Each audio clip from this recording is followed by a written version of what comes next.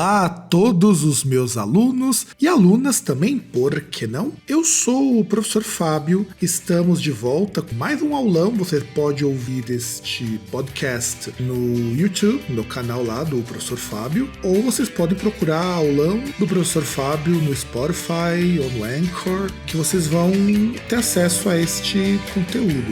Então eu peço que vocês se preparem, porque a aula de hoje é bem longa, para não falar outra coisa. Então tem muito conceito, tem muita coisa para vocês estudarem. Então hoje a aula que a gente vai trabalhar é sobre periodização, ou se vocês preferirem também, é uma aula sobre como que a gente estuda literatura. Então eu acho que é interessante que vocês parem um pouquinho para pensar, porque assim, vamos imaginar que você está estudando literatura, você é estudante do primeiro ano do ensino médio principalmente, você sempre deve ter lido alguma coisa na escola, fragmentos de texto, pedaços de poema, aquelas coisas que aparecem normalmente no livro didático. Isso é uma forma de estudo de literatura, você lê, você tenta interpretar e depois disso você tenta encaixar isso em algum lugar. Então acho que todo mundo já deve ter estudado literatura desse jeito. Porém, quando nós chegamos no ensino médio, a gente toma contato com uma ciência, por assim dizer, separada de uma atividade de língua portuguesa, que é chamada de literatura. Eu já sei que para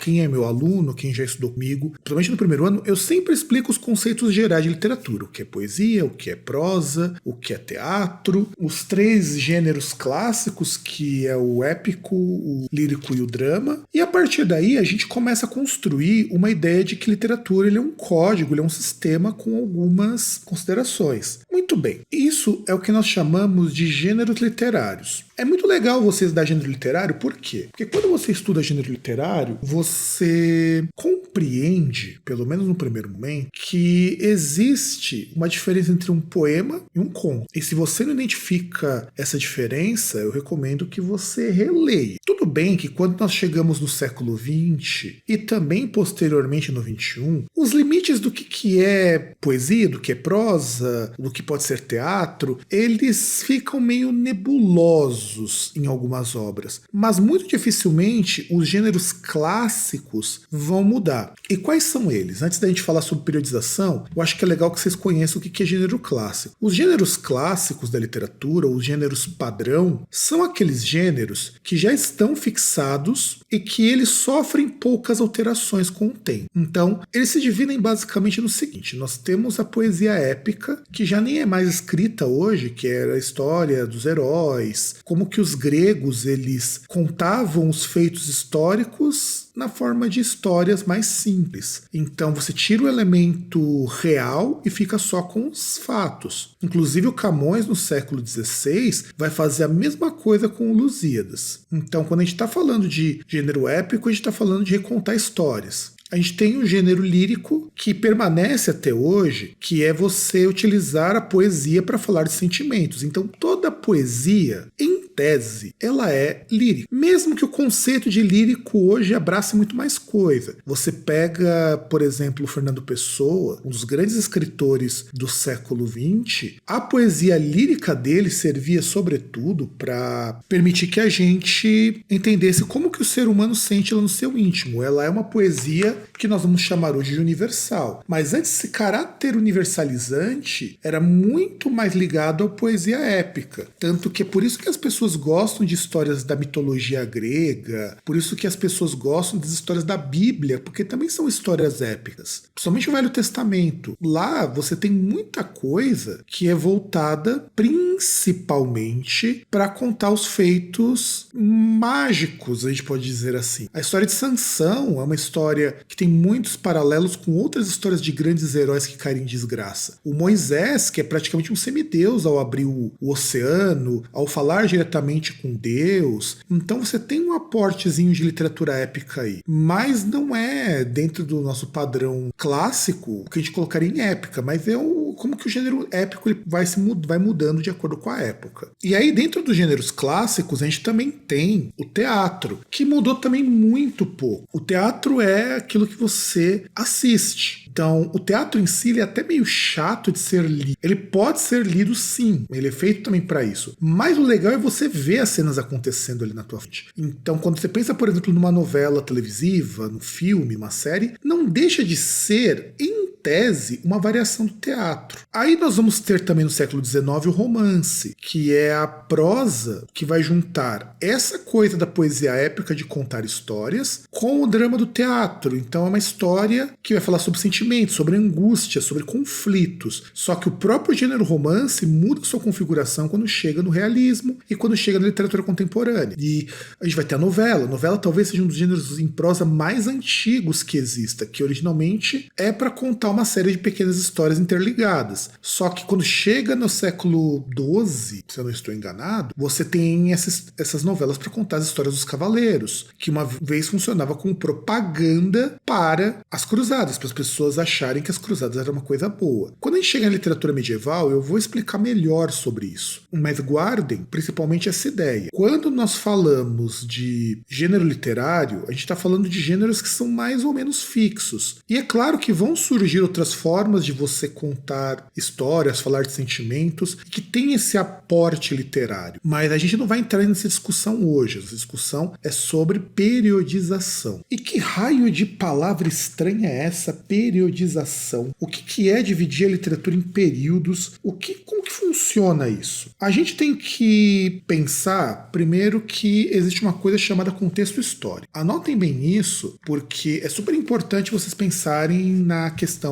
histórica. Quando a gente fala do contexto histórico, a gente tem que imaginar que, por exemplo, hoje, tem muita coisa que você, ouvinte, não gosta na situação sociopolítica do teu país. Seja porque você não vai com a cara de algum presidente ou ex-presidente, no caso de algumas pessoas, isso te traz uma visão e uma forma de encarar o mundo. E isso também permite que você fale ou não fale algumas coisas. Por exemplo, vamos pensar no nosso contexto hoje, na gravação desse programa. Quando você pensa há uns 10 anos, para quem é bem mais velho, talvez você, adolescente, não seja tão velho para perceber isso, mas há uns 10 anos, tinha coisas que a gente podia falar que hoje não faz o menor sentido. Hoje, por exemplo, tem-se consciência de que não adianta você fazer qualquer piadinha. Então a questão de uma obra humorística, ela tem que pensar, será que eu vou de fato atingir o objetivo de fazer a minha linguagem funcionar, diminuindo uma pessoa por conta da cor da pele ou por conta da etnia que seja? Então as obras vão se adaptar a isso. Há 10 anos era normal, as pessoas faziam piadas de cunho sexual que ofendiam determinadas denominações do espectro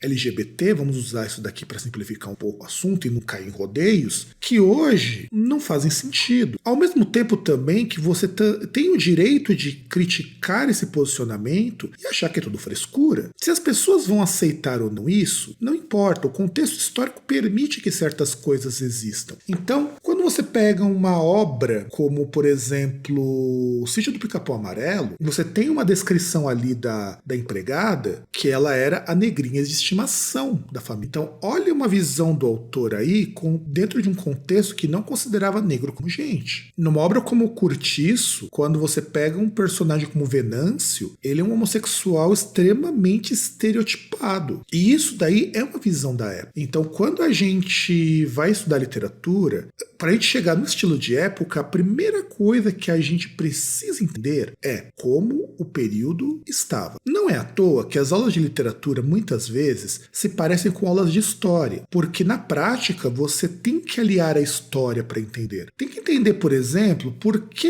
em um determinado momento da literatura medieval os autores começavam a se declarar para as pessoas que eles gostavam, vamos colocar assim, para assim também, mas ao mesmo tempo eles não podiam dizer quem que era essa pessoa e nem essa pessoa poderia saber quem são eles. Então, quando a gente fala de literatura, a gente está primeiro falando de um contexto histórico. E esse contexto histórico permite algumas coisas. Ao mesmo tempo em que a literatura, quando você entende o contexto da época, você consegue aprender um pouco mais. Ou pelo menos é assim assim que a gente estuda literatura de fato, quando não é simplesmente ler um livro, interpretar um texto, embora isso seja muito mais importante na minha visão. Mas o período permite que a gente não faça julgamentos que sejam ruins. A gente não pode, por exemplo, julgar uma obra que ela é assim ou não é assim, porque talvez o período não permitisse que ela fosse diferente. Então, quando a gente está falando de período, de estilo de época, a gente está falando, sobretudo, de o quanto que o contexto de produção interferiu na interpretação do autor sobre esse período. E isso vai fazer com que ele reflita sobre o que está acontecendo. Pode ser que o autor concorde, pode ser que o autor não concorde com isso, porque nós vamos ter a literatura, assim como outras formas de expressão, elas são muito mais reativas ao período histórico. É muito difícil o autor ele se colocar favorável a isso, ou totalmente favorável. Talvez o autor, a gente começa a pegar sempre em dois pontos. Ou o autor ele contesta esse período, ou esse autor ele segue o período. Isso vale para todas as formas de arte. Tem uma citação que eu gostaria de ler aqui para vocês,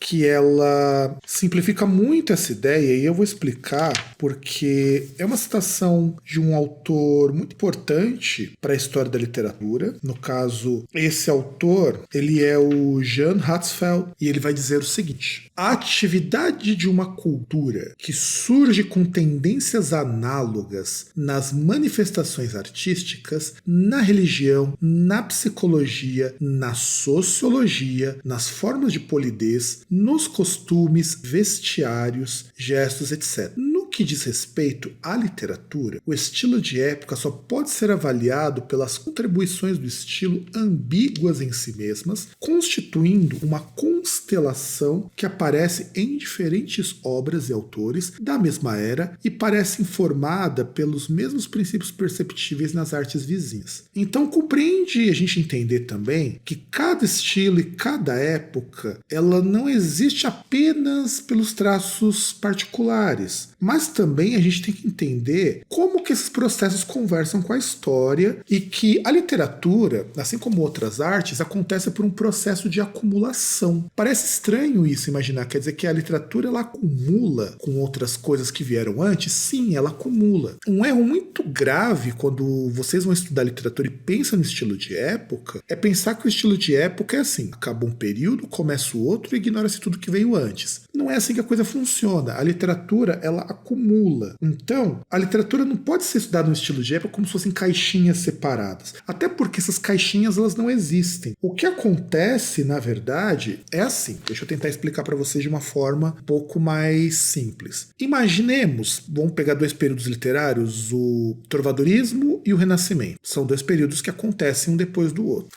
Quando você chega no trovadorismo, que é a primeira forma de literatura em português, mais pra frente a gente vai fazer um resumão sobre essas formas de literatura, o trovadorismo, ele serve sobretudo pra gente entender um princípio básico, que a sociedade medieval portuguesa estava começando a se complexificar. Chega um determinado momento em que toda a Europa, tomada pelo espírito humanista vindo lá da Itália do século XIV, começa a voltar-se para a razão. E Portugal, aos poucos, começa a se tornar a maior potência da Europa. Por isso, e aí vale a pena a gente colocar aqui, depois de algum tempo, aquela coisa do trovadorismo ela desaparece. Quer dizer, não é que ela desaparece, ela vai tomando outros contornos, até chegar no Renascimento. Então vai existir os períodos de transição na literatura e nas artes. Lembrando que, por exemplo, quando se vai falar de pintura renascentista, você também vai falar de escultura renascentista, de literatura renascentista. As outras formas de arte, elas acompanham. É claro que nem sempre as formas de arte caminham juntas. A música erudita, por exemplo, ela não vai caminhar junto com isso. O romantismo, como movimento estético, ele tem o seu final, por assim dizer, na segunda metade do XIX. Mas a música do romantismo, que tem, acho que se eu não me engano, o último compositor romântico foi um russo chamado Rachmaninoff, isso aconteceu só no século XX, que o romantismo acabou na música. E isso porque você já tinha o romantismo que funcionava, mas já tinha junto dele a música contemporânea, a música modernista, a música que vai ser próxima do modernismo, então essas coisas vão ser assim acumulativas e elas muitas vezes acontecem juntas. Então quando o romantismo dá lugar para o realismo, ele só vai acontecer porque começa a surgir um monte de realistas antes e depois esse estilo ele se torna mais predominante. E não é à toa que os movimentos literários eles voltam. Então, por exemplo, a poesia medieval tem muito traço da poesia medieval, por exemplo, nas canções sertanejas. Eu vou comentar um pouco melhor isso quando falarmos de trovadorismo, mas pensem nisso. Pensem quando a gente vai falar sobre periodização. A periodização, então, ela é uma forma para a gente estudar. Então, quando a gente vai estudar isso, o estilo de época, ele é chamado de escola literária. E o que é escola literária? São alguns limites cronológicos que a gente utiliza para tentar entender o que se produzia naquela época. A gente na academia gosta muito de chamar isso de recorte também, um recorte temporal. Então pensem comigo, quando a gente fala de periodização, a gente não está falando que aquilo ali é fixo. Aquele começo, quem foi o precursor do movimento, na verdade não é que ele é o precursor, ele é escolhido como marco precursório para que vocês saibam mais ou menos quem que foi o autor que teve mais destaque antes dos outros. Então, quando você pega no período medieval lá, o Martin Codax como o primeiro trovador, não é o primeiro, mas no caso do Codax é porque é o primeiro registro que se encontra com data, o que também é uma coisa complicada quando nós falamos de periodização. A coisa só começa a ficar melhor para a literatura em português quando você tem lá o cara que trabalha na Torre do Tom em Portugal, que ele começa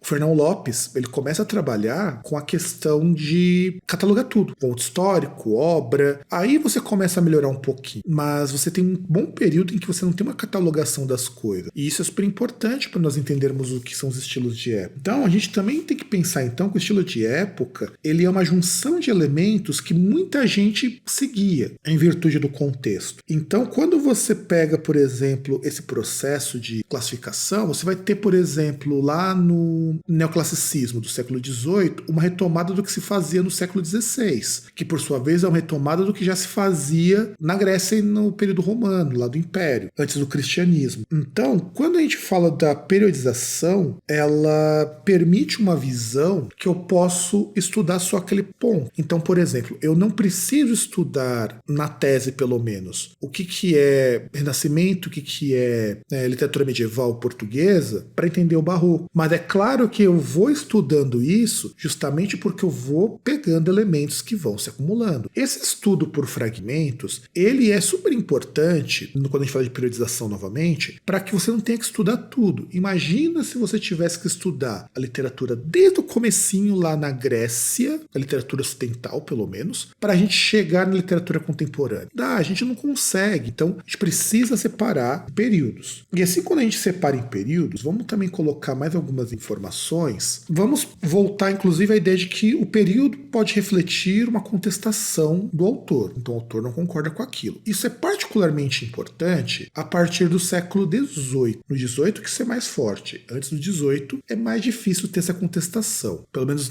em termos de movimento. O realismo, por exemplo, é uma contestação do romantismo. O romantismo, por sua vez, é uma contestação dos valores aristocráticos do século XVIII. Então por isso que a gente vai estudar isso. E essas características desses períodos a gente chama de tradição literária. E essa tradição permite que eu consiga, por exemplo, dizer, olha, tal obra pertence ao período barroco, tal obra pertence ao simbolismo, porque eu tenho elementos tanto estéticos quanto temáticos e até mesmo de escolhas que os autores acabam fazendo que me permite encaixar nisso. E aí vocês têm que imaginar que a literatura, por ser acumulativa, ela acaba não permitindo que você ignore o que veio antes, mas você também não pode achar que você precisa estudar tudo para a gente poder entender. Isso só vai mudar, sendo bem sincero com vocês, quando a gente chega na literatura depois do modernismo. Quando eu for fazer o resuminho das escolas literárias, eu vou explicar isso aqui um pouco melhor para vocês. Mas mesmo essa questão do pós-modernismo não é muito um consenso entre os estudiosos. E aí, quando a gente fala sobre isso, vamos então falar o que acontece quando a gente tem o estilo individual, porque a gente falou do estilo de época. O estilo de época são as características do contexto histórico. E o autor? Ele não não vai ter o estilo dele, afinal de contas, eu acho que não é todo mundo que vai escrever igual, você deve estar pensando isso. Afinal de contas, vamos agora falar um outro assunto que talvez alguns de vocês boiem, mas se boiarem não tem problema, tentem pensar na ideia. Quem aqui dos meus ouvintes gosta de rock? Eu gosto pra caramba, eu acho rock um estilo bem legal. Se você pegar bandas dos anos 80 no Brasil, Paralamas, Titãs,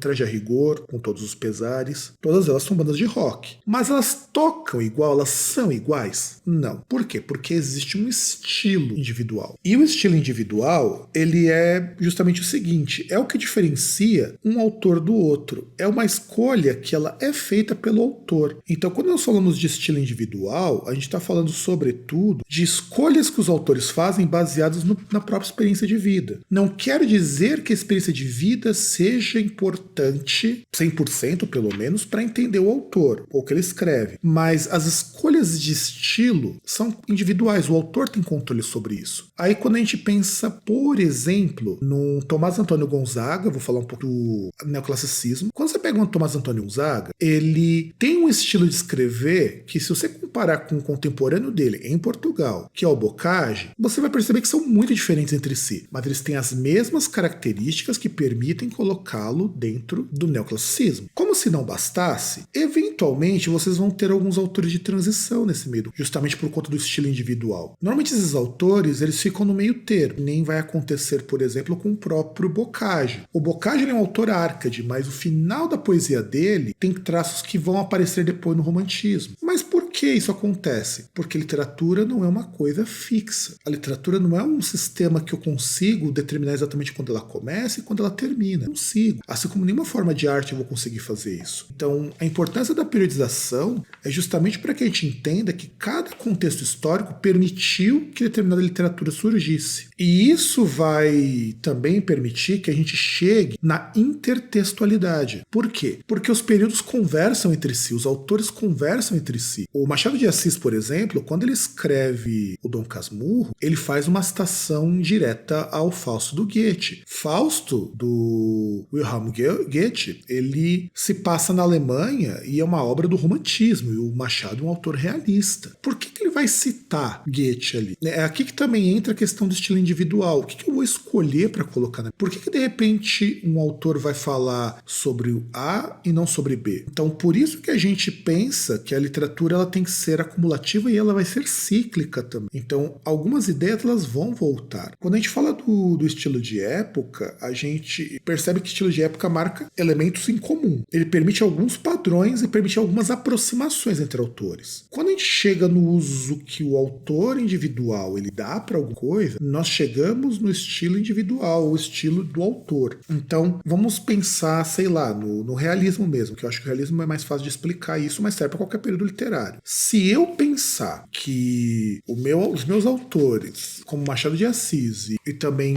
acho que Machado de Assis acho que é o exemplo melhor disso. Machado de Assis é um autor realista, que não se parece nada com realismo, por exemplo, em Portugal, lá da de Queiroz. Porque você tem dois contextos muito próximos, vamos dizer assim, em termos de intelectualidade, mas autores que enxergam o mundo de maneira diferente. O Machado de Assis ele enxerga de uma maneira muito mais crítica e irônica. E aí, quando a gente vai bater isso daí, então, a gente tem que pensar, tudo bem, quais são os critérios, então, que permitem que eu coloque o autor em determinado lugar e não diga que ele é um autor de transição? Aí que a gente chega num problema. Quando você vai avaliar, a gente tem alguns caminhos que a gente pode usar. O primeiro é qual que é o material linguístico que o autor utiliza. Então, a gente analisa a linguagem. E segundo, quais são as temáticas que ele aborda. Então, a linguagem de uma época também ela é muito presente. Então, quando você vai pegar as primeiras cantigas medievais, que eram cantigas de amigo, por que a linguagem dela é repetitiva? Todas as cantigas, por mais que elas falem de temas ligeiramente diferentes, elas são todas muito parecidas em termos de linguagem. Por quê? Porque o português, naquela época, era uma língua pouco desenvolvida para a literatura. Conforme a língua começa a se desenvolver, a cantiga de amigo perde espaço para a cantiga de amor, que é uma cantiga que tem metáfora, tem figura fônica, trabalha com uma série de coisas que complicam a mensagem, porque ela também vai ter uma linguagem mais cifrada. Então aí você você passa a ter uma mudança dentro do próprio período. Uma coisa que era muito simples passa a ser uma coisa muito mais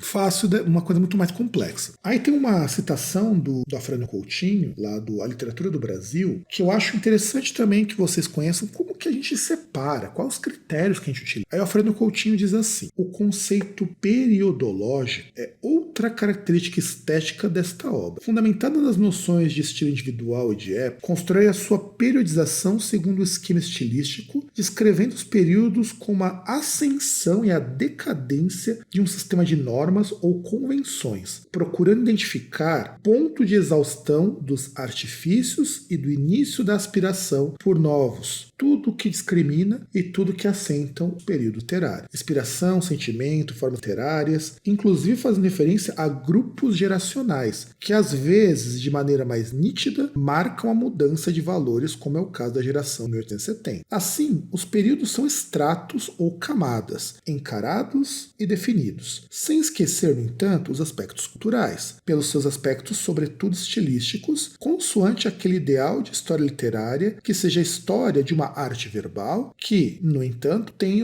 no estilo e na estilística sua primordial razão de ser. E aí você tem autores como Wellek, Vietor, o Auerbach, o Alonso, Spitzer, todos eles são autores que em determinado momento vão falar sobre a estética literária. Então vejam, a estética literária ela também se baseia muito nos próprios estilos dos autores. Muito autor começou a fazer obra que tinha características que elas eram de aproximação, mesmo que as obras não sejam iguais. Então, quando a gente diz que o período literário ele é dividido dessa forma. A gente utiliza as datas, marcos, mais como uma ideia de quando começa e quando termina o momento, do que uma coisa precisa, porque nada na história é tão preciso assim. E aí o Afrânio Coutinho fala duas palavras aqui que eu gosto muito, que é ascensão e decadência. Isso vale para todos os estilos de arte, todas as escolas literárias, tudo que vocês forem estudar em artes. E funciona assim. Existe um período que a gente diz que é o inicial ou pós-transição, que é quando o movimento começa a surgir. Normalmente é o período em que ele é mais fraco, porque o outro período anterior ele ainda está com alguma energia. Só que em determinado momento, aquilo estoura. Então, muito autor começa a surgir, muita gente começa a escrever, muita gente começa a produzir material. Então, isso vai ser um período que nós chamamos de ascensão. A ascensão é normalmente onde você tem as melhores obras, ou as mais representativas daquele estilo. Por que eu estou falando normalmente? Porque depois vocês vão perceber que muita obra de final também lá tem isso daí. Mas a regra geral é, conforme o interesse e a ascensão começam a ditar o que se produz de arte, você tem as melhores produções aparecendo. Só que chega um determinado momento que a sociedade começa a mudar e aquele padrão estético começa a não agradar mais, ou a não fazer mais sentido com as necessidades daquelas pessoas. E aí nós chamamos isso de decadência. A decadência é o período que o movimento está para acabar, porque outra coisa vai surgir para tentar se tornar uma estética ascendente. A gente utiliza um esquema de espiral para explicar como isso funciona, porque é espiralado, conforme desce um movimento, o outro se prepara para subir. Então é interessante vocês imaginarem que a literatura ela funciona assim, é com altos e baixos. E ao mesmo tempo que a literatura ela não necessariamente vai se alinhar o tempo todo com o contexto cultural, só que eles se relacionam em maior ou menor grau de acordo com algumas tendências. Então, a gente tem que entender que a literatura ela é muito mais uma percepção das coisas. Como que o autor percebe, como que ele materializa isso na forma do livro. Então, quando vocês forem estudar leitura, além de vocês se preocuparem com o que o autor quis dizer, embora eu odeie essa pergunta porque o autor não diz nada, quem diz é a obra, você tem que também ter em mente que aquilo representa um período e aquilo permite que a interpretação seja melhor. Então, saber que uma obra foi feita na Idade Média faz muita diferença, porque é essa diferença que permite algumas coisas que normalmente a gente não veria em outras situações. E aí, para a gente poder então fazer uma simplificação muito rasteira, muito, vamos dizer assim, simples, a literatura em português ela vai ser dividida em algumas escolas. E essas escolas que vão ser divididas são coisas que, por exemplo, se você for para a literatura americana, é algo completamente diferente. Se você for para a literatura inglesa, é completamente diferente a divisão de como, ou até algumas características dessas escolas escolas, como elas funcionam. Então, a divisão, ela funciona bem dentro da nossa realidade, porque é a forma que nós escolhemos para estudo. Então, quando a gente vai falar sobre isso, eu vou, então, fazer um resumão, porque a gente vai trabalhar essas obras um pouco mais para frente. Então, a gente começa em português com a literatura chamada de literatura medieval, que para nós ela se caracteriza por cantigas, por novelas, porque nós vamos ter novelas de cavalaria em português, e pelo teatro, sobretudo teatro vicentino. Então isso é dentro da literatura medieval. Alguns autores vão chamar um período de transição de humanismo, que é um termo que eu particularmente não concordo. Eu acho que chamar de humanismo é você falar umas bobagenzinhas que não dão certo, porque o humanismo é um movimento italiano, influenciou o resto do mundo. Mas tudo bem, se vocês encontrarem assim, não há problemas. E quando se encontra no humanismo, é onde você joga uma parte do teatro e uma parte da poesia, chamada poesia palaciana. Depois, com as navegações, a gente chega no barroco. O barroco é uma literatura que reflete o espírito de progresso do século XVI. Quando você tem as navegações de Portugal, que começa a explorar o mundo, então o maior país de todos ali é Portugal. Depois você vai ter uma crise com a morte do rei, e você começa o barroco, que por sua vez é uma forma de arte muito inspirada na Espanha, por isso que ela é uma obra extremamente voltada para a religião e voltada para o conflito, ao mesmo tempo que na Europa estava começando a crescer o interesse das pessoas pelo protestantismo, uma vez que o Lutero quebrou com a tradição católica, cristã católica, e resolveu montar uma igreja na qual as missas podiam ser faladas no idioma local, o padre não precisava ficar de costas, você ter dinheiro, acumular dinheiro não era pecado, entre uma série de outras coisas. Então o Lutero ele vai também influenciar a criação do barroco, que é uma forma de você fazer propaganda do catolicismo. Então em barroco a gente vai discutir um pouco isso. Por que no barroco você fala da contradição, de ir para o inferno e tudo mais? Por causa disso. Aí depois vocês vão ter o arcadismo ou o neoclassicismo. O arcadismo ele é o último movimento no Brasil de literatura portuguesa, porque a gente era colônia. Então o arcadismo é a volta dos valores racionais do século XVI, atrelada à época do iluminismo, que na Europa você começava a imprimir livro, tentava levar conhecimento, tem a criação do conceito de escola pública também. Então tudo isso daí influencia demais na concepção da literatura do século XVIII. Aí com a Revolução Francesa e também com a Revolução Americana, você tem o romantismo, que é quando a burguesia começa a mostrar os seus valores para a sociedade e onde os escritores românticos estão inconformados com a extrema desigualdade social, há uma desilusão com a Revolução Francesa inspirada pelo iluminismo. Então aí você tem o romantismo, depois você vai ter o realismo, que é justamente a evolução das ciências, sobretudo da filosofia, a criação da sociologia. Você vai ter também coisas como o socialismo científico, o tópico lá do Dom, e uma série de coisas relacionadas à parte de filosofia humana, de histórias das ciências humanas, que vão moldar escritores a olhar para o lado ruim da sociedade. Aí você tem o chamado realismo. Depois você vai ter o naturalismo, que é quando, no lugar das ciências sociais, você começa para ciências biológicas para tentar entender o mundo, onde você entra no darwinismo, onde você vai entrar depois nas filosofias do Haeckel, que é o frente. Na poesia, a poesia romântica, ela está cheia de excesso e de sentimentos, então os escritores do parnasianismo voltam para a estética do século XVI.